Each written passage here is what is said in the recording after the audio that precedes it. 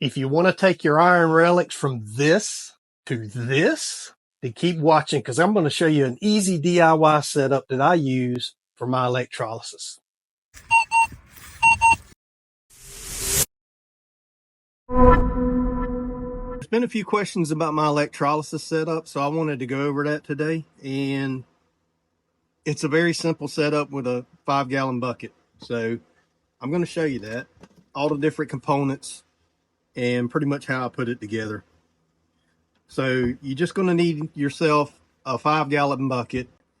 I got this one for free where I work. We use a lot of buckets. We empty buckets, and so that's a benefit of where I work. If you don't have that benefit, of course, you can pick yourself up a bucket. I think the going price on buckets nowadays is about $4.99, somewhere in there. Every now and then, Harbor Freight has them on sale for $2.99.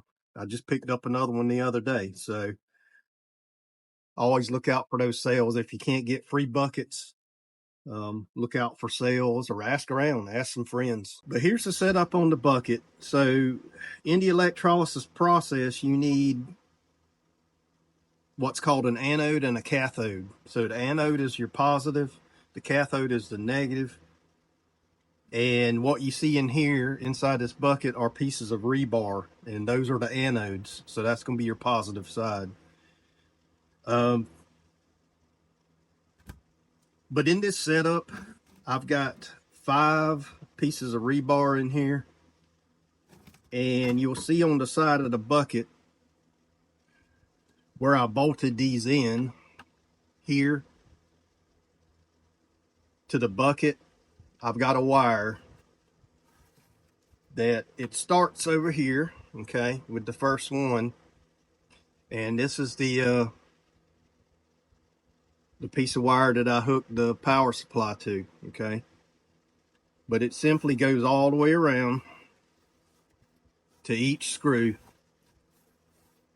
on the bucket so that you're getting electricity to each one of these pieces of rebar. Now, when it comes to the anodes or the pieces of rebar or whatever metal you're using, you can use stainless steel if you want, if you got access to that. It doesn't have to be rebar, but you're going to need some type of piece of metal that you can connect the electricity to. I used rebar because the video I watched was using rebar, and I had rebar laying around. So regardless of what you use, whether it's rebar or some other sort of piece of metal, if you're gonna make your bucket like this, the more anodes you have in here, the quicker the process is going to be for your electrolysis. So just be creative with what you have. If you already have stuff, and you're going to want to attach your anodes to your bucket. Now, I've also seen where some people use stainless steel pots that fit inside the bucket, and I've thought about trying that myself, but I haven't found a pot yet. Now, the limitation to this bucket is that it's not very big. So if you have large pieces that you want to do, you're not going to be able to use this bucket for that purpose. But it'll work well if you got small stuff like this. As a matter of fact, it's kind of overkill for something like this. It's that small. But if you got bigger pieces, I did an axe head in here, a flat iron from the 1800s. So it works great for smaller stuff like that. But if you're going to be doing bigger stuff, you're going to want to look for another container to make your system with. And that's easy enough too. All you need is a rectangular tote, plastic tote. You can pick those up most anywhere. So the other component that you need is going to be cathode. And this is how I made mine. I had the rebar already. So what I did was I drilled a hole here, and I put a bolt in there, attached my wires, and that's how you're going to attach the piece that you want to put in the bucket. You got to attach it to a wire somehow. I use copper wire, and this copper wire that's on here now, it's about time to replace it. But if you got any old scrap house wire, or if you know somebody that's got scrap house wire laying around, strip those down, you know, to 12-2, to 12-3, 10-2, 10-3, whatever. You can strip those pieces down and use them in your electrolysis setup. That's pretty much the setup for the bucket itself. You got your anodes inside, your cathodes right here, and that's where you attach the piece that you want to do the electrolysis on. All right, some other items you're going to need to do your electrolysis is going to be water. That's easy enough. And you're going to need some sort of something that will help conduct that electricity. Now, there's two things you can use for that I use with good results. One is baking soda, and the other one is washing soda. Okay, they both work, so either one. Your baking soda is going to be a cheaper option.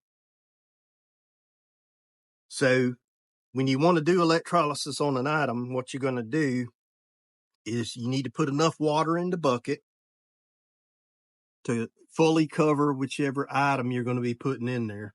So you're going to put your water in, and you're going to take whichever one you want to use, which is whether it's going to be baking soda or the washing soda. So one of those two. Put the water in there. You're going to sprinkle this in. Be a little generous. I've seen different, some people measure it out,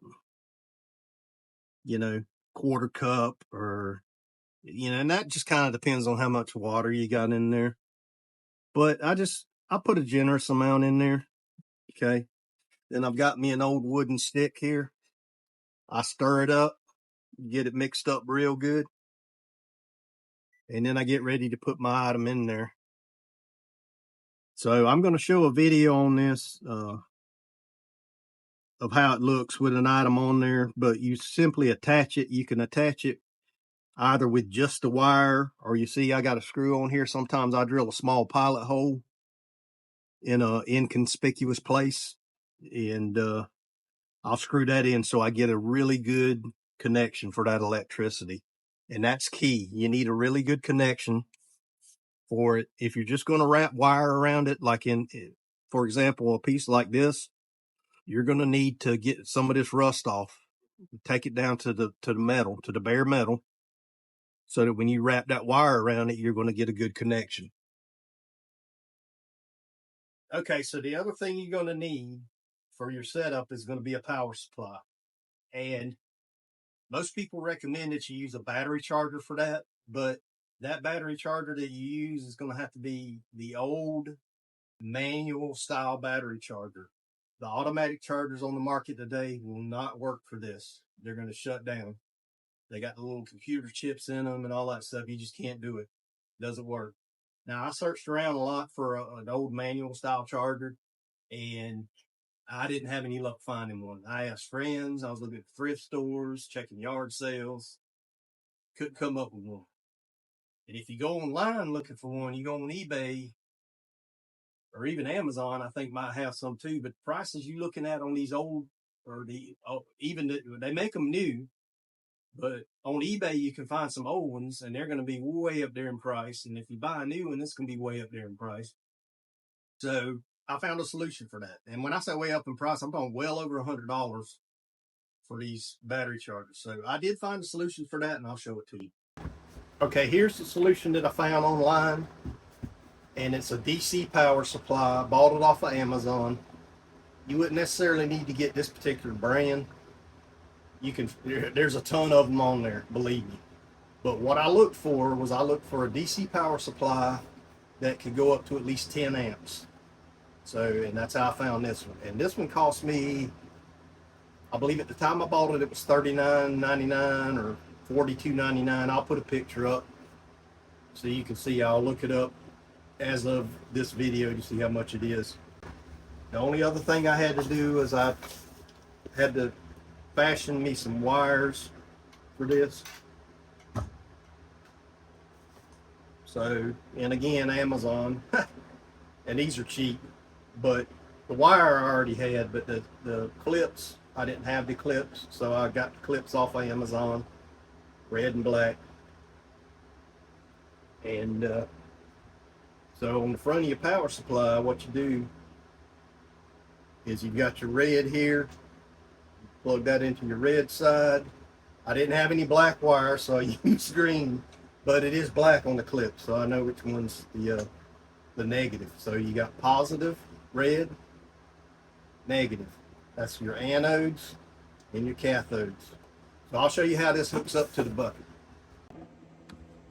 All right, so let me show you how this hooks up to the bucket. So we got our power supply here with our wires. And remember I said the red is going to be your positive, and that hooks up to your anode. So the anodes are in our bucket. And we've got our connector wire here for the anodes in the bucket. And you're just simply going to clip that on. I've been thinking about actually attaching a bolt to this or something so it's easier to clip on, but this works. Okay, then I tuck that down beside the bucket out of the way, and then your cathode, whatever system you use for your cathode, however you fashion that, I've got wires on that.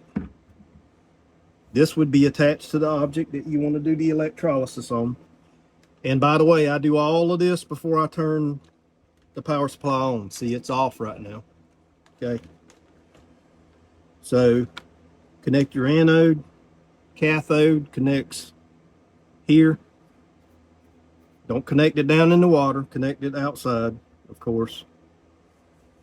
And that's your connections for the system. Now, as far as the time that you want to leave an object in your electrolysis setup, it just kind of depends. If it's something really small, it's probably not going to take much time. Yeah, a few hours even, sometimes. If it's a larger object, you may have to leave it in 24 hours or more. It just depends. You'll want to keep checking on it and see how it's coming along. Just remember, when you go to check on your item, turn your power off, disconnect your wires before you go pulling this thing out of the water. Okay, you don't want to have any, I mean, it's DC current, but it is 10 amps. You know, just don't take any chances with it. So make sure you power down your power supply, disconnect your wires before you pull it out and check on it. Okay, and that's pretty much it. It's, you know, again, you kind of have to experiment. The time just depends on the object. So there's no, like, I can't just sit here and tell you, oh, leave it in for 5 hours and you're good. So it just depends. And I mean, since this setup is out in my shed, I don't do it in the house because you want to do it where it's well ventilated. And so I do my setup in the shed, and I tend to forget about it sometimes. Like the axe head I did, it was in here for 2 days before I remembered it was in here. So um, it was definitely ready. After 2 days, it was definitely ready. Like all I had to do is just wipe it, and the rust just slid right off of it. So, but anyway, that's my electrolysis setup, and I hope this video is helpful to you. And if it was, please like the video, share the video, and help me get this channel going. I appreciate you watching. Thank you.